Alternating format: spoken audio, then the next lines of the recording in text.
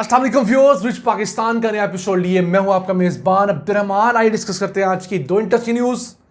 पाकिस्तान ने 10 अरब डॉलर्स के एक नए रेलवे ट्रैक का ऐलान किया है जो कि हमें सेंट्रल एशिया की रियासतों से जोड़ेगा और उसी ट्रैक के जरिए हम लोग यूरोप तक पहुंच सकेंगे। 10 बिलियन डॉलर्स की है तो बड़ी इन्वेस्टमेंट, लेकिन यूरोप पाकिस्तान की बंदरगाहों के जरिए गर्म पानियों तक पहुंच सकेगा, दूसरी तरफ रूस पहुंच सकेगा। हम रेल नेटवर्क के जरिए ही चाइना से मुंसलिक हो सकेंगे। इस खबर को आपको डिस्कस करेंगे। जबकि आज की दूसरी खबर, पाकिस्तान का पहला सरकारी अस्पताल जिसे आलमी मेयार का अस्पताल करार दिया गया है वो है PKLI। अब पाकिस्तान में टोटल 5 ऐसे अस्पताल हैं जो कि आलमी मेयार के अस्पताल करार दिए जा चुके हैं। 4 प्राइवेट पहले थे, अब एक 5वां सरकारी अस्पताल है। इस खबर को प्रोग्राम के दूसरे हिस्से में डिस्कस करेंगे, लेकिन पहले चलते हैं आज की सबसे अहम खबर। क्या ना, पाकिस्तान ने 10 अरब डॉलर्स का मंसूबा पेश किया है जिसके जरिए हमने अफगानिस्तान के रास्ते उज्बेकिस्तान से रेलवे ट्रैक के जरिए जुड़ना है। और Uzbekistan already Eurasian railway track के जरिए एक तरफ यूरोप से जुड़ा हुआ है, दूसरी तरफ रूस से जुड़ा हुआ है, तीसरी तरफ वो चाइना से भी जुड़ा हुआ है। अब ये 909 किलोमीटर का ऐसा रेलवे ट्रैक है जिसका एक हिस्सा तो मुकम्मल है 75 किलोमीटर का, जो कि अफगानिस्तान में मज़ार शरीफ से लेकर जो तिरमिस का मुकाम है उज्बेकिस्तान वहां तक है। 2 हिस्से इसके अभी तामीर होने हैं। एक हिस्सा होगा खैबर पख्तूनख्वा में कोहाट से लेकर खरलाची बॉर्डर पोस्ट तक, ये पाकिस्तान के अंदर 192 किलोमीटर का पैच है। और फिर खरलाची से लेकर मज़ार शरीफ तक 642 किलोमीटर का, ये 834 किलोमीटर का पैच बनना है। ये वो हिस्सा है जहां पर कम से कम पहाड़ आते हैं। हमें सिर्फ 3 टनल्स खोदनी पड़ेंगी और जब पहाड़ कम आएंगे तो फासला भी जल्दी तय होगा, खर्चा भी कम आएगा और बहुत सारे फायदे भी होंगे। अब इस रेलवे ट्रैक के ऊपर 10 बड़े पॉपुलेशन सेंटर्स आते हैं इन 2 मुल्कों के, पाकिस्तान और अफगानिस्तान के। तो उस हिसाब से ये अच्छी डेवलपमेंट। फिर सेंट्रल एशिया से पाकिस्तान या पाकिस्तान से सेंट्रल एशिया जो सामान अब हफ्तों में पहुंचता है वो सिर्फ 48 घंटों में पहुंच सकेगा। जी हाँ, 2 दिनों के अंदर सामान पाकिस्तान से उज्बेकिस्तान पहुंच सकेगा। वो किस तरह? आपको पता है, जब एक दफ़ा ट्रेन चल पड़ती है फिर उसे ना कहीं फ्यूलिंग के लिए रुकना पड़ता है एज सच, और ना ही उसे किसी और पर्पस के लिए कहीं ब्रेक लगानी पड़ती है। तो पाकिस्तान में हमारी जो पोर्ट्स हैं, कराची की पोर्ट या पोर्ट कासिम, वहाँ से जो ट्रेन चलेगी 48 घंटों के अंदर वो बासानी पहुँच पाएगी उज्बेकिस्तान के अंदर। तो उनके लिए ये आइडियल सिचुएशन है अगर हम ये रेलवे ट्रैक आप बना पाते हैं तो। फिर उज्बेकिस्तान आगे काज़ाकिस्तान के रास्ते ऑलरेडी यूरेशियन रेलवे नेटवर्क के साथ अटैच है। अब वहाँ से आप इसी ट्रेन के जरिए रूस जा सकते हैं, बेलारूस जा सकते हैं, यूरोप के ममालिक को जा सकते हैं। और फासला लंबा ज़रूर है, पाकिस्तान इसी रेलवे ट्रैक के ज़रिए चाइना तक भी जा सकता है।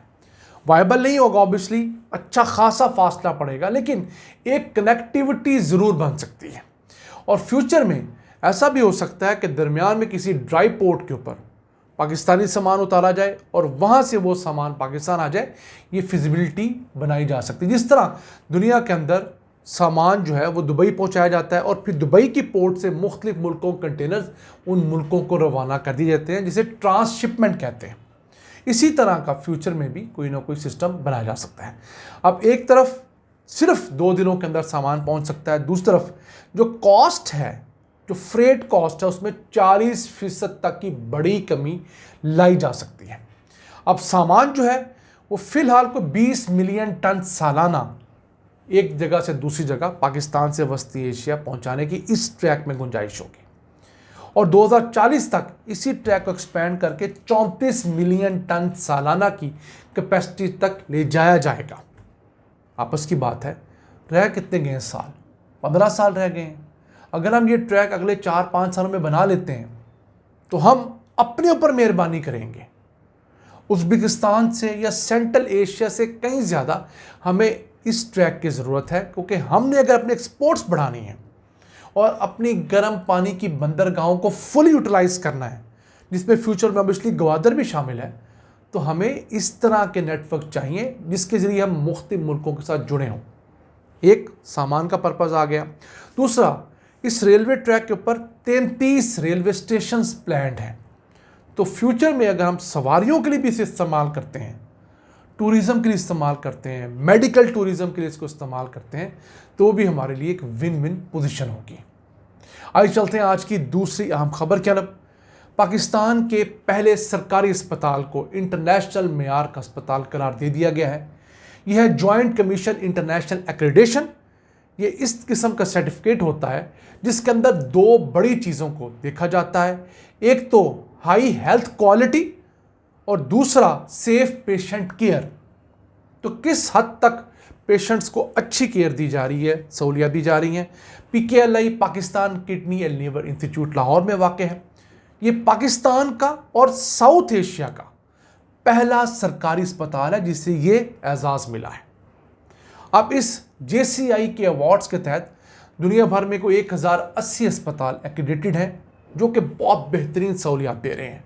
उनमें 47 अस्पताल हमारे जनूबी एशिया में वाक़ हैं, पाकिस्तान, इंडिया, बांग्लादेश वगैरह में। अगर बात करें सिर्फ पाकिस्तान की, तो अब पाकिस्तान में टोटल 5 ऐसे अस्पताल हैं जो JCI से एक्रेडिटेड हैं। सबसे पहले हुआ था आगा खान कराची, उसके बाद हुआ शौकत खानम लाहौर, फिर शौकत खानम पेशावर, उसके बाद इस्लामाबाद का शिफा इंटरनेशनल हॉस्पिटल। ये चारों हो गए प्राइवेट हॉस्पिटल।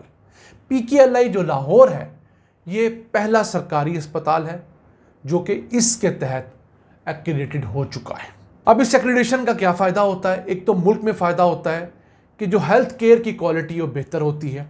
दूसरा, मेडिकल टूरिज़्म बढ़ता है।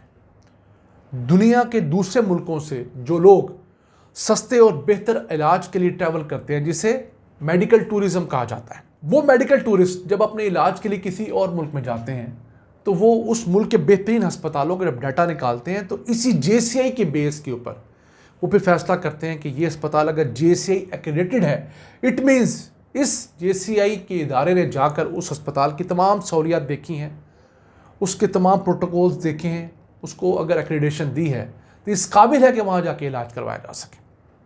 अब यही वजह है कि यूरोप में मसलन छोटा सा अगर हम इलाज डिस्कस करें हेयर ट्रांसप्लांट का, वो यूरोप की कीमत से 4-5 गुना कम तुर्की में होता है। तो लोग क्या करते हैं, उस 4-5 गुना में से 1 गुना पैसे भरते हैं एयर टिकट के और होटल के, 2 गुना हो गए, और आराम से आके तुर्की में हेयर ट्रांसप्लांट करा के 3-4 दिनों बाद वापस यूरोप चले जाते हैं। तो उनको यूरोप से आधी प्राइस के अंदर हेयर ट्रांसप्लांट मिल जाता है और फिर सैर भी कर लेते हैं। तो ये सिर्फ हेयर ट्रांसप्लांट की बात नहीं है, दुनिया में अब तकरीबन तमाम प्रोसीजर्स जो हैं वो लोग दूसरे मुल्कों में जाकर करवा रहे हैं जहाँ सस्ते हों। अब जो इलाज UAE के अंदर 25 लाख का होता है, वही इलाज उसी क्वालिटी का पाकिस्तान के अच्छे अस्पतालों में 8-10 लाख रुपए का हो जाता है। तो अगर हम कोशिश करें तो UAE के अंदर बसने वाले जो पाकिस्तानी हैं, गल्फ़ में बसने वाले पाकिस्तानी हैं, उन्हें हेल्थ इंश्योरेंस देकर पाकिस्तान बुलाया जा सकता है और यहाँ पर उनका इलाज करके हम मेडिकल टूरिज़्म को प्रमोट कर सकते हैं। नाज़रीन, ये था आज का एपिसोड। हम उम्मीद है आपको पसंद आया होगा। अपनी सजेशंस, अपनी आराज़ से हमें आगाह रखा करें। अपने मेज़बान अब्दुर्रहमान को इजाज़त दीजिए। अल्लाह निगहबान।